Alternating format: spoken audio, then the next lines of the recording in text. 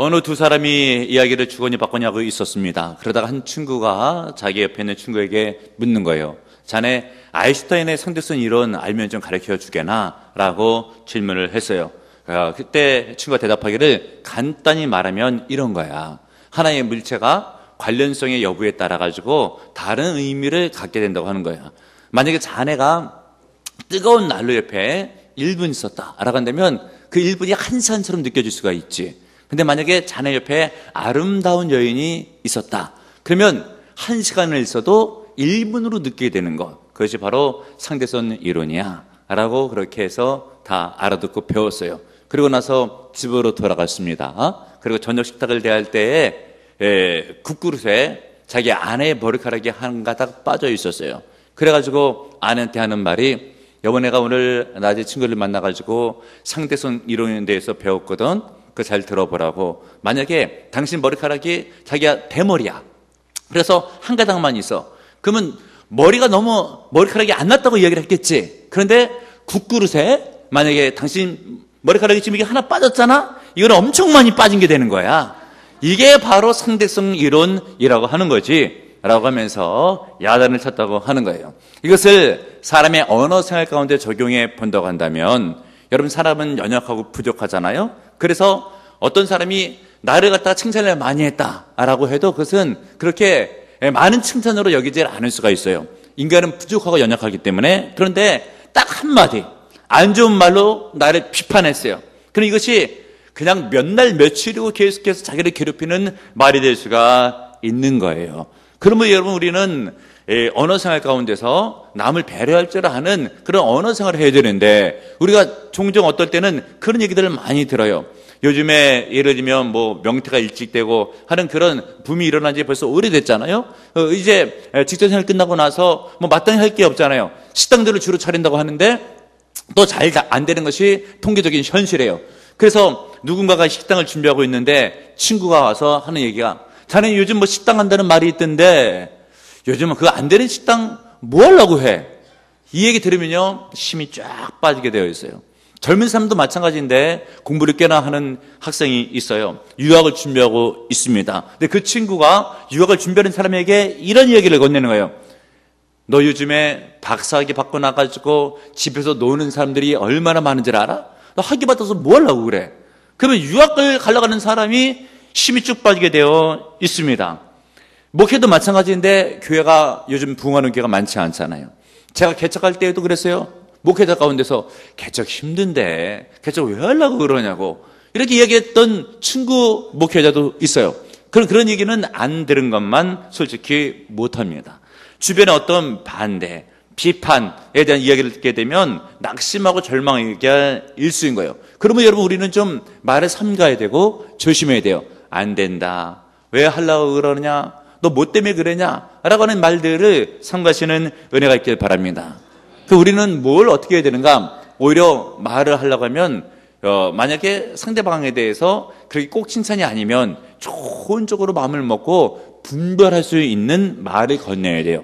여러분 말씀드린 것처럼 이 비판하는 거하고 분별의 말은 다릅니다. 비판이라고 하는 것은 자기의 기준이 무조건 옳다, 틀려도 옳다라고 하는 기준을 가지고 어떻게 보면 남을 폄하하고 힘을 빼기 위해서 또 뒤에서는 사탄의 어떤 전략이 있는 교회와 공동체를 무너뜨리고 힘을 빼는 그런 것이 곧 비판이 되는 것이에요. 그러나 분별은 다릅니다. 유사하지만 달라요. 상대방을 배려해서 잘 되기를 원하는 마음으로 어떤 것을 성경이나 하나님에 대한 관점으로 교과서를 삼고 너의 하자를 그쪽에 맞춰가지고 한번 잘 해보게 되면 네 인생이 바로 서지 않겠느냐라고 하는 것이 분별이라고 하는 것이죠. 그러면 여러분 우리는 남을 비난하거나 비판하는 말을 하기보다는 분별해서 세워주는 말을 하시는 은혜가 있기를 바랍니다. 그런데도 불구하고 우리가 하나님의 은혜를 받고 비전을 받고 주의를 감당하려고 열심히 애를 쓰고 있어요. 어떤 분은 하나님의 영광을 위해서 사업을 준비하는 분도 있습니다. 바로 그런 때에 누군가가 한번 잘 생각해 보라고 이런 얘기를 하는 것도 비판이 될 수가 있고 힘을 빼는 얘기가 될 수도 있습니다. 그리고 하나님의 비전을 받고 큰 꿈을 꾸면서 한번 역사를 이어보려고 하고 있는데 또 누군가가 옆에서 허망한 꿈은 꾸지 좀 말라고 이렇게 꾸짖는 비난의 소리를 할 때도 있어요. 또 어떤 분은 은혜를 최근에 많이 받아가지고 신앙생활 열심히 하려고 마음먹고 있는데 옆에서 하는 이야기가 이런 얘기를 하는 거예요. 교회 너무 깊이 빠지는 것 같은데 참 불안하다. 이런 얘기를 하는 사람이 있으려면 있을 수가 있어요. 우리가 이렇게 하나님의 은혜를 받고 하나님의 비전 가운데 선한 사업을 한번 해보려고 마음먹게 되었을 때에 원치 않는 주변에 비난과 반대가 있을 수가 있죠. 바로 이럴 때 우리는 어찌해야 될 것인가? 여러분, 느헤미야를 본받으셔요. 느헤미야는 그럴 때 주 앞에 나서 기도했습니다. 깨닫는 은혜가 있기를 바랍니다. 오늘 성경 본문은 느헤미야가 성벽을 재건할 때에 방해하고 있었던 이방인들이 있었어요. 사마리아 총독이었던 산발랏, 암몬 사람이었던 도비야, 아라비아 사람이었던 게슴, 이 세 힘을 앞에 가지고 느헤미야를 압박을 가하는 거예요. 그 내용은 무엇인가? 2절 중반절에 이 미약한 유다 사람들이 하는 일이 무엇인가? 스스로 견고하게 하려는가? 제사를 드리려는가? 하루의 일을 마치려는가? 불탄 돌을 흙 무더기에 다시 일으켜 세우려는가? 3절 중반절, 그들이 건축하는 돌성벽은 여우가 올라가도 무너지리라. 심 빼는 얘기들을 이방인들 셋이 우두머리격에 속한 그들이 힘을 빼는 얘기들을 다 하고 있고 방해 전략을 쓰고 비난하고 반대를 하고 있어요. 느헤미야 보고 또한 같이 힘을 합해서 협력하고 있는 이스라엘 백성들 보고 성벽 쌓는다고 쌓아질 것 같으냐? 쌓아봤자 여우가 올라가면 그냥 무너진다 라고 하면서 비아냥거리는 말을 하고 있습니다. 바로 이때에 느헤미야가 어찌했는가? 4절과 5절에 있는 말씀을 보시면 기도하고 있죠. 4절과 5절 여러분들이 읽을 거예요. 4절과 5절의 말씀 읽겠습니다. 시작. 우리 하나님이여 들으시옵소서. 우리가 업신여김을 당하나이다. 원하건대 그들이 욕하는 것을 자기들의 머리에 돌리사 노략거리가 되어 이방에 사로잡히게 하시고 주 앞에서 그들의 악을 덮어두지 마시며 그들의 죄를 도말하지 마옵소서. 그들이 건축하는 자 앞에서 주를 노하시게 하셨습니다. 아멘. 지금 느헤미야가 기도하고 있는 이 내용을 좀 보십시오. 어찌 보면 우리가 느헤미야가 믿음의 사람인 거 다 알고 있는 입장에서 이 글을 우리가 기도의 내용을 본다 해도 이 요약하면 그거예요. 우리를 방해하고 있는 세력들 주여 작살내 주시옵소서. 다리 몽둥이 부러뜨려 주소서. 어찌 보면 좀 기도가 좀 과격해요. 그리고 내용을 보게 되면 온전하지 않은 것 같다라고 하는 생각이 들 수가 있습니다. 근데 우리가 가만히 생각해 보게 되면 지금 느헤미야가 하나님의 뜻을 받들어서 성벽을 재건하려고 하고 있고 선한 일을 하려고 하고 있는데 누가 도와줘도 힘든데 거기다 지금 죄를 뿌리고 있죠. 그러면 여러분들 같으면 기분이 좋을까요? 속이 상할까요? 1번 기분 좋다, 2번 속이 상한다. 잘 안 들린 것 같은데 혹시 1번 있어요? 1번?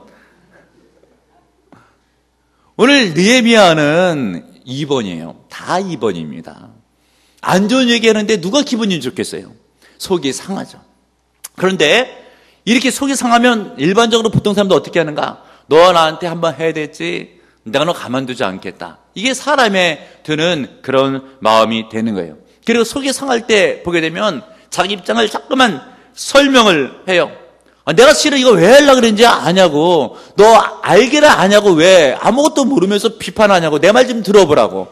들어보라고 해서 이야기해 봤자 웬만한 사람들 한번 여러분들 누구 비난하잖아요. 그래서 데리고 얘기해봐요. 여러분들 설명 듣고 나서 네가 그래서 그랬구나 라고 하는 것이 아니라 기회 두지도 않습니다. 뒤에 가서 또 다른 비난을 하게 되어 있어요.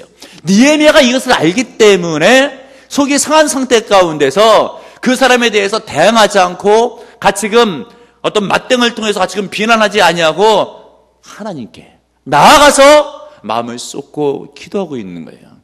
그래서 속이 상한 상태 가운데의 기도니까 이 내용이 화가 난 상태 가운데의 기도니까 어찌 보면 그럴 수가 있어요.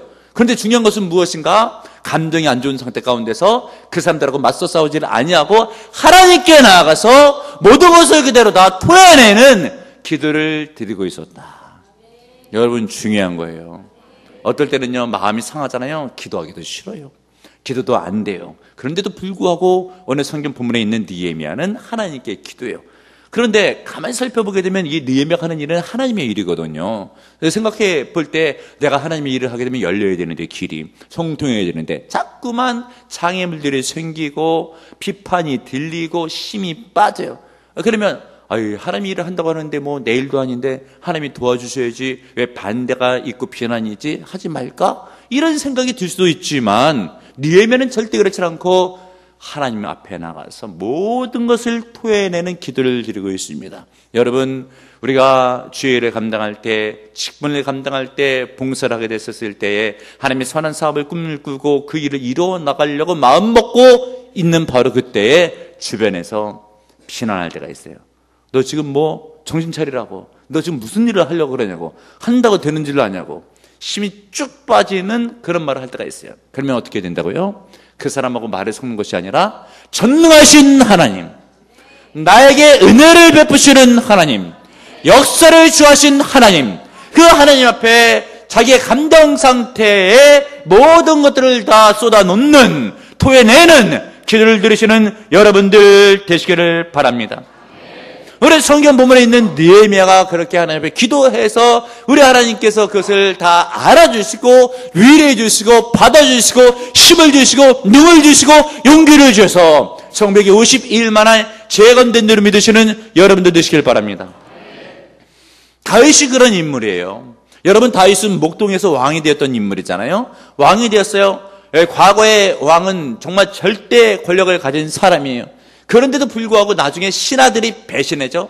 아들 압살롬이 배신하죠. 그랬을 때 그냥 왕권을 가지고 한번 대항하겠다고 하면서 막 군사를 바로 일으키거나 아니면 그 사람네들하고 어떤 뭐 전략을 짜고 아니면 맞서서 어떤 회의를 하고 하질 않고 바로 이렇게 힘들고 어려울 때 신하들이 배신하고 아들이 반역을 일으켰을 때 다윗은 어찌했는가? 시편 62편에 보면 이렇게 기록하고 있습니다. 나의 영혼이 잠잠히 하나님만 바라며 나의 구원이 그에게서 나오는도다. 오직 그만이 나의 반석이시여 나의 구원이시여 나의 요새시 내가 크게 흔들리지 아니하리로다. 아멘 할렐루야.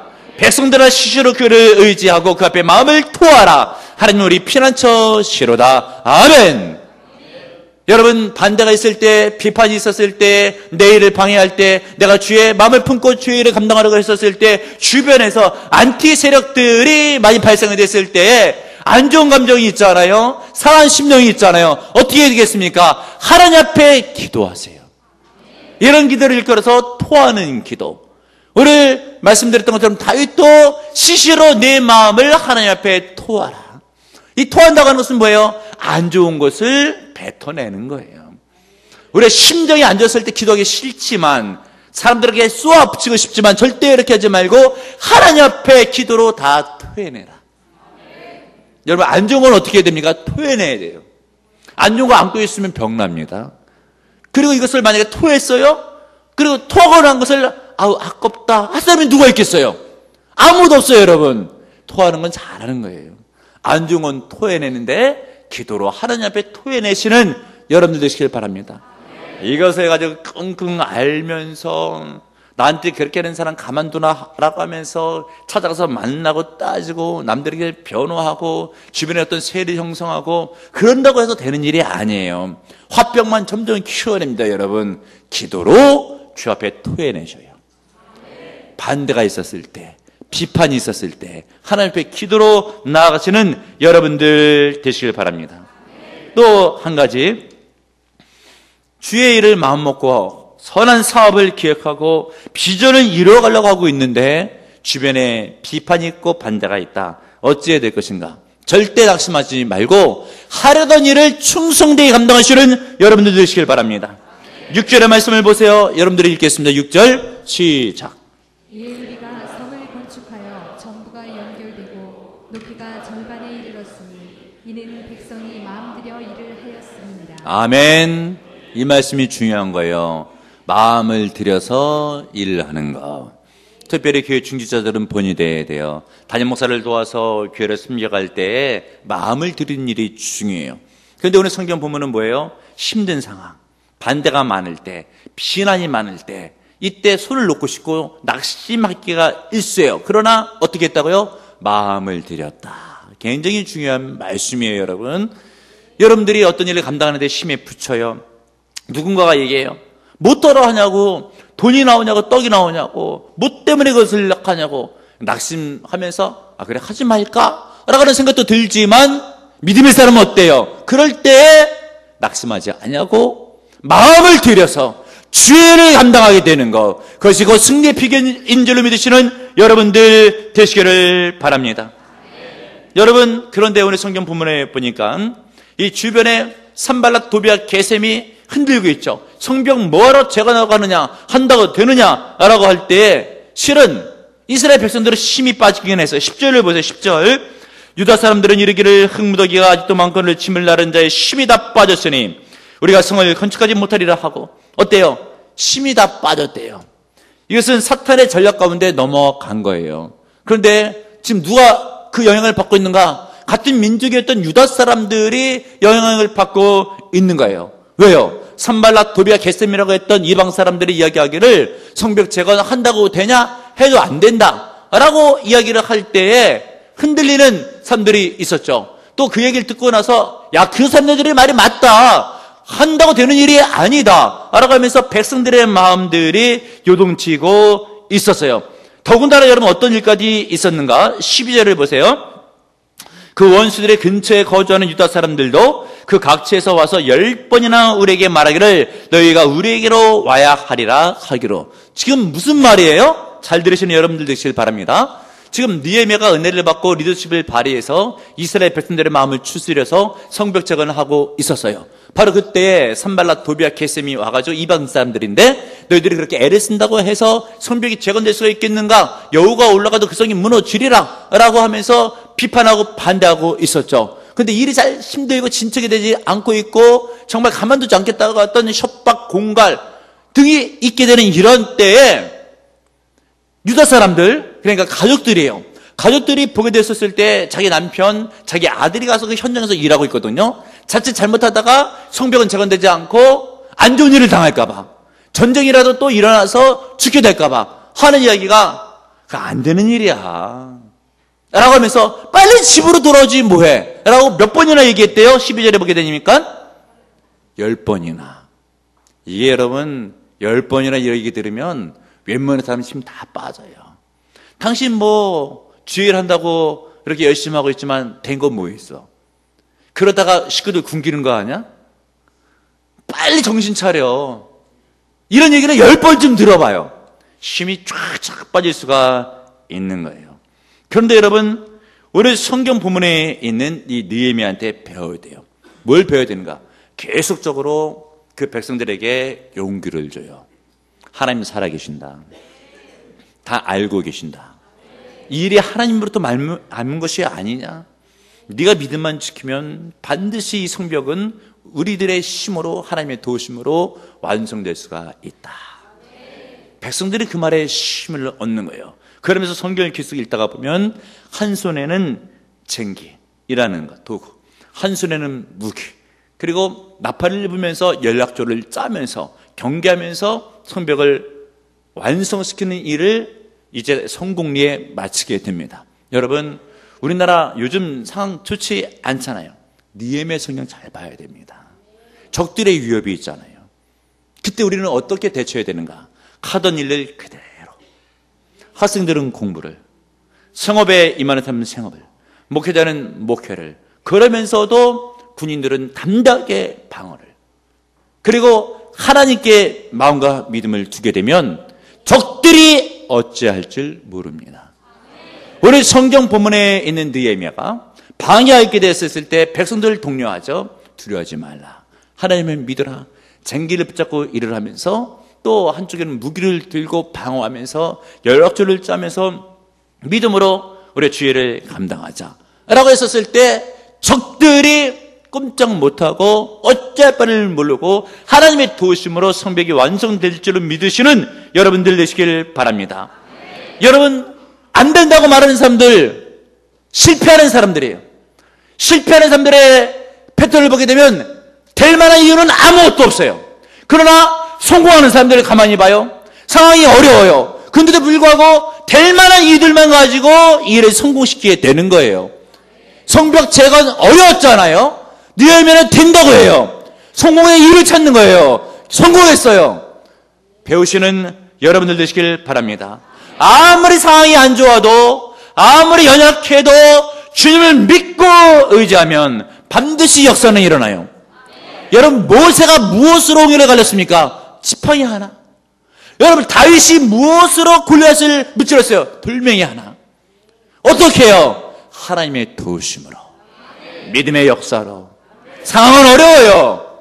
나는 연약해요. 그러나 믿음으로 낙심하지 않고 주의를 묵묵히 성실히 끝까지 감당하면 하나님의 역사는 열매를 맺습니다. 믿으시는 여러분들 되시길 바랍니다. 그리고 또 한 가지, 반대와 비판이 있었을 때 어찌 대처해야 될 것인가? 절대 사람 두려워하지 말고 하나님을 두려워하고 하나님의 방법대로 하나님을 의지하시는 여러분들 되시기를 바랍니다. 14절 중반절에 있는 말씀이에요. 너희는 그들을 두려워하지 말고 지극히 크시고 두려우신 주를 기억하고 너희 형제와 자녀와 아내와 집을 위하여 싸우라. 뭐예요? 우리 협박하고 죽인다고 했던 사람들 절대 두려울 것이 아니라 생사와 화복을 원대로 주관하시는 하나님을 두려워야 된다.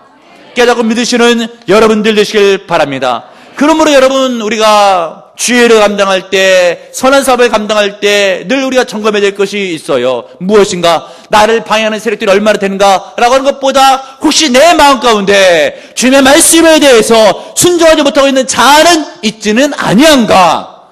이 부분이 굉장히 중요해요. 깨닫고 명심하시는 은혜가 있길 바랍니다. 지금 구역장 권찰, 예배권찰 필독서로 바로 지난 달쯤에 읽었던 책이 있어요.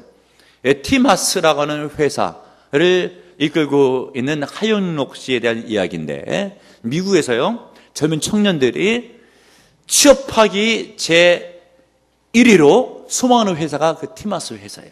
한국 사람이 세웠어요. 무일푼으로, 믿음으로 세웠습니다. 성경대로 비즈니스를 해요. 특별히 잠언 31장의 원리를 따가지고 그대로 적용해요. 그런데 그 책의 챕터에 보게 되면 이런 챕터의 제목이 있습니다. 어떤 제목인가? 엑스트라 마일이라고 하는 그런 제목이 있어요. 이것은 잠언 31장 24절을 나름대로 적용시킨 것인데, 그는 배로 옷을 지업하며 띠를 만들어 상인에게 맡기며, 이것을 좀 더 영어를 이렇게 풀어가지고 한국적인 의미로 이렇게 바꿔서 이야기해요. 좋은 옷을 잘 포장해서 넘긴다. 이것을 또 엑스트라 마일이라고 하는 그 단어로 나름대로 주의를 해요. 한 걸음 더 나아간다. 비욘드도 문 밖에까지 배웅해 준다라고 하는 의미고, 복음서 말씀에 보게 되면 우리 주님께서 하신 말씀 마태복음 5장 41절, 또 누구든지 너를 억지로 오리를 가게 하려거든 심리를 동행하게 하라. 여러분, 여기까지 들으면 알 것도 같고 모를 것도 같고, 엑스트라 마일에 대해서 그 잠언 성경을 어떻게 적용하는가에 대해서 챕터별로 계속 적용하고 있거든요. 예를 들면 엑스트라 마일은 말했던 원리가 이렇게 적용되는 거예요. 거래처하고 계약을 했어요. 현장에 10번 나가서 도와주기로. 그래서 10번 다 나갔어요. 그러면 그 다음에 11번째, 12번째 나가는 것은 다시 계약을 맺거나 다시 돈을 받고 일을 해주면 되는 거예요. 누구든지 다 그래요. 우리 교회에서 예를 들어서 방송 관계를 맺었잖아요. 그래서 다 방송 시스템 우리가 교회 들어온 다음에 완비가 됐어요. 그러면 몇 번까지, 6개월이면 6개월까지 돌봐주는 기간이 있고, 그 다음에 오게 되면 출장비 내고 다 그렇게 돼 있어요. 다른 직업들, 다른 사업들도 다 마찬가지예요. 그런데 이 티마스를 이끌고 있는 하영록 회장은 예를 들면 성경에 있는 말씀을 자기가 그대로 적용시키기 위해서 오리를 가자라고 하면 심리를 갖추게 되는 엑스트라 마일의 관점을 가지고 성경대로 하는 거예요. 그러니까 예를 들면 10번 출장 나가기로 계약이 되어 있는데 11번째, 12번째 불렀어요. 그러면 돈 안 받고 나가줍니다. 이 회사가 유지될 것인가? 알아가게 됐었을 때 여러분, 자칫 그냥 단번에 보면 소리가 같잖아요. 그런데 나중에 그 거래처에서 다른 회사하고 계약을 하지 않고 자기 회사로 또 온대요. 재계약이 이루어진대요. 예를 들면 이렇게 해서 잠언 성경에 있는 말씀 31장을 그대로 말씀을 적용해서 회사를 경영했더니, 사람들의 방법을 따르지 않고 하나님의 방법대로 회사를 운영했더니 물품에서 굴지의 기업이 생기게 되었고, 나중에 그가 미국에서 알려지기를 시작하게 되는데, 이 하영록 씨가 미국의 최우수 건설가상을 받고요, 올해의 엔지니어 상을 받고요, 오바마 정부의 건축과학원의 이사로 선임되고요, KBS 글로벌 성공시대에 이분의 이야기가 방영되기도 했습니다. 여러분 무엇이겠습니까? 사람의 방법대로 하는 게 아니에요. 성경의 방법대로 하는 거예요. 세상적인 방법을 따르는 게 아니에요. 성경의 방법을 따르는 거예요. 사람을 두려워하는 것이 아니에요. 하나님을 두려워하는 거예요. 사람의 눈치를 보는 것이 아니라 하나님의 마음에 드는 사람이 되는 겁니다, 여러분. 오늘 느헤미야 보십시오. 사람들의 눈치 안 보잖아요. 협박하잖아요. 넘어가지 않잖아요. 어떻게 했어요? 하나님의 방법대로 성령을 의지해서 믿음으로 대처할 때 결국은 성벽이 완성되게 되었습니다. 여러분, 아무리 믿음으로 하나님의 일을 감당한다고, 직분을 감당한다고, 교회 봉사한다고, 큰 비전을 이루어보겠다고 라고 해도 마귀도 있고 영향받은 사람도 있고, 그래서 비판이 있고 반대가 있고 힘들고 어려운 일이 있을 때가 물론 있어요. 없는 게 아니에요. 있습니다. 이럴 때 어찌해야 될 것인가? 심령은 상하지만 주 앞에 나가서 다 토해내는 기도로 아뢰면 우리 주님께서 아시고 받아주시고 위로하시고 능주시고 힘주시고 힘들어도 포기하지 않고 꾸준히 그 일을 감당하고 사람들을 두려워하지 않고 하나님의 방법대로 나가게 되면 반드시 열매 맺습니다. 오늘 성경 본문이 증거해 주죠. 나중에 봐요. 성벽 완성됩니다, 여러분. 하나님의 역사입니다. 비난과 반대가 있었을 때 믿음으로 승리하시길 주님의 이름으로 축복합니다. 주님 감사합니다. 오늘 이 시간도 주께서 말씀하신 줄을 믿습니다. 주의 말씀을 성령으로 받으며 아멘으로 받으며 적용 실천하며 나갔을 때 승리하게 도와줄 줄을 믿습니다.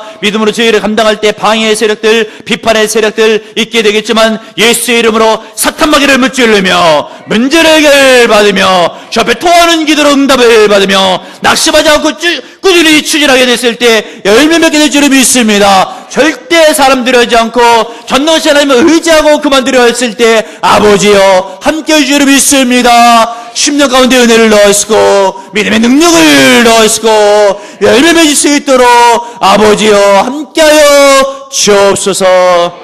예수님의 이름으로 간절히 기도합나이다. 아멘.